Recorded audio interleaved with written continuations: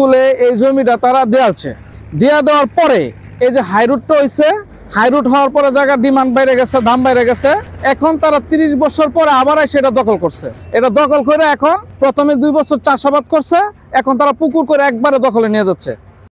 স্কুলের এনে মাঠ আছিল এবং মাঠ চাই বর্তমানে পুকুর দিতে আছে। আমরা পুকুর যে রাস্তা দিয়ে মনে করেন জাগাও নাই আডার, স্কুলের বাচ্চারা হাট মাঠে যাইতে চাইলে পুকুর দিতেছে না, এনে কোনো পুকুরে ইয়ে হইব না। আমি জানি আমার স্কুলের 17% জায়গা আছে, বুঝছেন। তা আমার তো স্কুল বন্ধ ছিল, আমি আজকে আসলাম, আইসা দেখি যে মাটি কাটাইতেছে। এরপরে আমি যে ওনার যে পুকুরের যে মালিক হারুন মামারে 2টা কল দিছি, উনি কল রিসিভ করে নাই।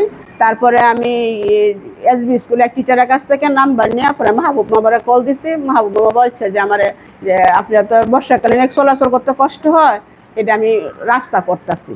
যে লোকেরা রাস্তা জমি দেয়া দখল করে নিছে, এরা আওয়ামী লীগ করে, এরা আওয়ামী লীগ দাপট দেহায়া এই জায়গাগুলা নিয়ে গেছে।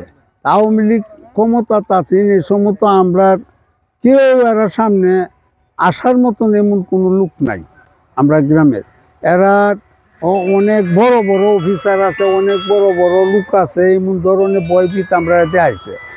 আমরা এই স্কুলের ছাত্র, আমার আব্বা দীর্ঘ অনেক বছর পর্যন্ত এই স্কুলে শিক্ষকতা করেছেন। এই স্কুল থেকে আবার রিটায়ার হয়েছেন।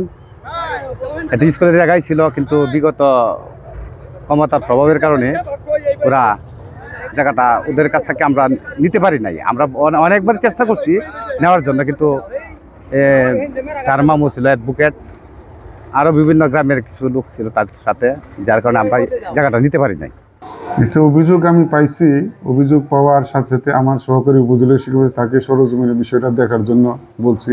সে দেখছে, এটা দেখার পরে প্রাথমিকভাবে আমাকে জানাইছে এবং নিষেধ দিছে, এবং তাকে একটা বিস্তারিত প্রতিবেদন দিতে বলছি। প্রতিবেদন পেলে আমি হয়তো ইউনিয়ন মধ্যের সাথে আমি পরবর্তীতে কথা বলে হয়তো ব্যবস্থা নেব।